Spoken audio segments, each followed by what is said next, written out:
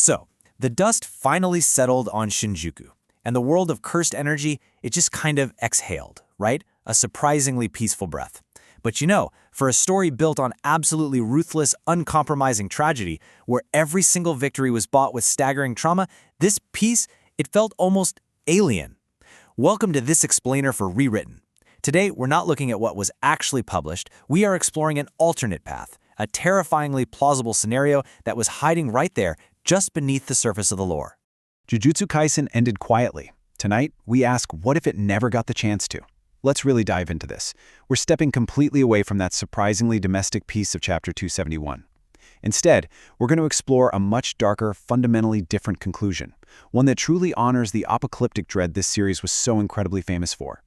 Think back to that canonical reality. It left us with a clean, surprisingly domestic status quo. Sukuna is defeated, Nobara makes this miraculous recovery, and our surviving trio, they just return to relatively low-stakes missions. But contrast that with what the global expectations actually were. For years, readers were bracing for an apocalyptic shattering of the Jujutsu world. We expected massive geopolitical fallout. We were absolutely waiting for the catastrophic realization of the human merger. And look, while the manga maintained absolute commercial dominance, no doubt about that, a lot of fans felt this neat resolution arrived way too quickly. It left those massive, world-altering thematic threads completely unexplored. Okay, I'm going to drop the ominous tone just for a second here because I want to be completely transparent with you.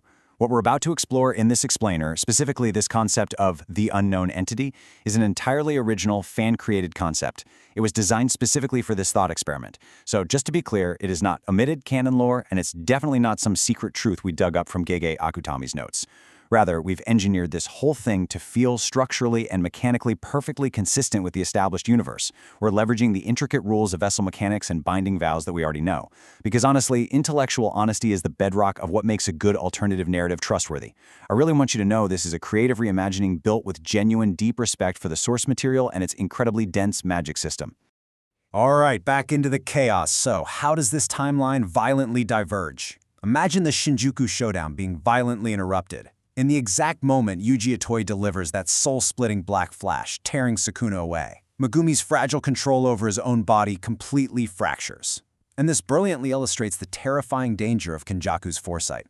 Because that sudden cataclysmic shift in cursed energy, it triggers an ancient contingency plan. A dormant, automated binding vow woven deep within Master Tengen's barrier suddenly activates. It violently siphons Kenjaku's residual cursed energy to forcefully and irreversibly initiate the merger. The Culling Game barriers just dissolve entirely, and they give way to this slow, horrifying biological singularity. The sky above Japan doesn't simply clear. No, it splits wide open. It turns this iridescent, bruising shade of violet that just screams the end of natural law. Millions of non-sorcerers suddenly begin to lose their physical boundaries.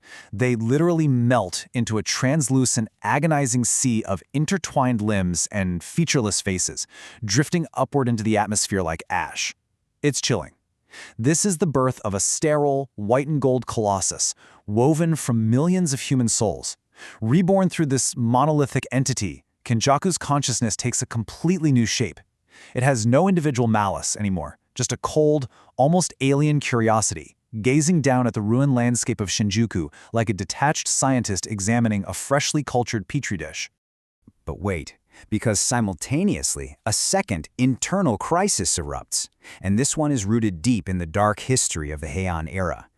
We already know canonically that Sukuna consumed his own twin brother in the womb. Well, in our reimagining, that act of cosmic cannibalism left a permanent, bleeding scar on the very fabric of Jujutsu itself. When Sukuna was split into those 20 cursed fingers, a forgotten parasitic fragment of that twin's karmic rot basically piggybacked right onto them. It lay completely inert for a millennium, but now, as Yuji's desperate strikes physically rip Sukuna away, the massive spiritual vacuum left inside Megumi Fushiguro's shattered soul violently breaks an ancient seal, a seal predating written history. This ancient curse finally awakens, and it uses the shadow-drenched pathways of the Ten Shadows technique as its horrific birth canal. It erupts from Megumi as this pitch-black, fluid mass, completely transforming his physical shape into a shifting, multi-limbed specter of undirected vengeance. It's literally an ancient vengeance, seeking only to drag the entire universe back into the dark, silent womb of non-existence. You see, it doesn't possess Kenjaku's grand, sterile curiosity, or even Sukuna's cruel, calculated intellect. No, it is an entity of absolute darkness and cyclical trauma. It's untethered from any living character, representing the ultimate cosmic consequence of the world's darkest sins. So, the epicenter of this clash forms a terrifying, frankly impossible geometry. Yuji Itadori stands completely alone, caught right between two godlike entities. On one side, you have Kenjaku's sterile white and gold domain representing forced evolution. On the other side, the unknown entity's pitch-black void representing total annihilation. And directly in the center, Yuji Itadori, wrapped in the warm amber and deep blue snow of his own soul, representing human resilience. There is zero time for strategy here. There is absolutely no room for compromise. The surviving sorcerers are just paralyzed, practically suffocating under the pressure. Survival can only be dictated by supreme spatial dominance. So, in a synchronized, reality-shattering instant, all three unleash the absolute pinnacle of Jujutsu sorcery, domain expansion. Now, a three-way domain clash completely rewrites the fundamental rules of engagement. Under these established laws, massive overlapping barriers are incredibly volatile. The sure-hit effects are instantly neutralized, right? Which creates this frantic, suffocating tug-of-war for spatial supremacy. The physical geometry of the space actually twists into these impossible, jagged shapes, accompanied by the deafening, grinding sound of tearing metal and shattering glass. And because the sure hits entirely cancel each other out, it strips away all that complex strategy we're used to.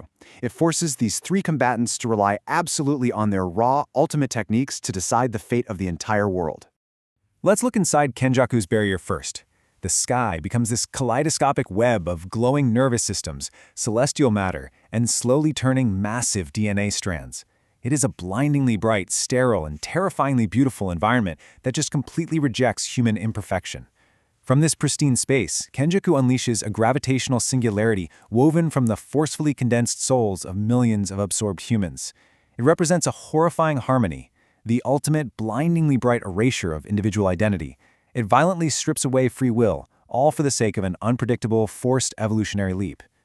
But in direct violent opposition, the unknown entity counters. Its domain is a sea of viscous, primordial black shadow that instantly swallows all sound, light, and heat. The entire suffocating void is covered in pale, weeping eyes that stare unblinkingly into the dark. It erupts with a massive tidal wave of pure, concentrated darkness. This is an attack that literally dissolves the very concept of cursed energy upon contact. It possesses no grand vision. It wants only to consume, negate, and equalize all living things into a state of absolute silent nothingness. And standing squarely between the sterile cosmic singularity and the primordial devouring dark is Yuji Itadori. His domain manifests as an endless snow-covered train station, surrounded by rusty chain-link fences, illuminated solely by the warm, flickering glow of distant twilight. It's a fragile space. It's built entirely from genuine human memory, overwhelming regret, and stubborn resilience. Channeling the massive, crushing weight of his love, his profound grief, and his unwavering identity as a sorcerer, Yuji steps forward directly into the storm. His bruised fists ignite with a spark of black energy so intensely concentrated it threatens to tear his own soul apart. The warm snow of Yuji's hearth, the blinding, sterile light of Kenjaku's evolution, and the suffocating darkness of the entity's void, they all twist together into a deafening spiral, rushing toward a single infinitesimal point in space. That battery can last up to 24 hours even with the always-on display turned on. It's pretty cool. In the exact millisecond before those attacks make contact, before a winner can possibly be decided, the world shatters and fades into silent black. An ending of this specific nature, well, it demands some rigorous critical examination, doesn't it? On one hand, Fading to Black honors the thematic purity of the series. It perfectly embraces that moral ambiguity and cosmic dread, acknowledging that the agonizing struggle between preserving flawed individuality, forcing unguided progress, and succumbing to cyclical vengeance is inherently irreconcilable. But on the other hand, it could easily be criticized as a huge narrative cop-out. A true, unresolved cliffhanger that denies the audience emotional closure for Yuji's traumatic journey, it leaves Megumi's tragic fate completely suspended, and it blatantly evades the author's primary responsibility to provide a concrete destination for the world they built. And honestly, this brilliantly illustrates why this unresolved clash might actually be the most structurally honest conclusion possible. Jujutsu Kaisen was never a story about answers. It was always a story about the staggering weight of choices made in the dark. By ending on the violent, frozen collision of these three domains, the narrative forces us, the audience, to sit forever with the agonizing tension of that clash. It ensures that the characters remain frozen in their moments of absolute, desperate conviction, fighting indefinitely for the future of their respective philosophies. It deliberately avoids the hollow trap of a falsely neat resolution in a world fundamentally defined by suffering. The divide between the desire for neat narrative closure and the artistic power of unresolved ambiguity really questions what we truly want when we reach the final pages of a long, exhausting journey. So I'm going to leave you with this final thought. Should manga endings ever refuse to resolve, leaving their worlds permanently caught in a state of eternal, meaningful chaos? Or does every great story fundamentally owe its reader the heavy, final comfort of closure? I really want to know what you think. Thank you so much for joining me on this explainer. If you want more deep dives into the narratives we love, make sure to subscribe to ReWritten. Until next time.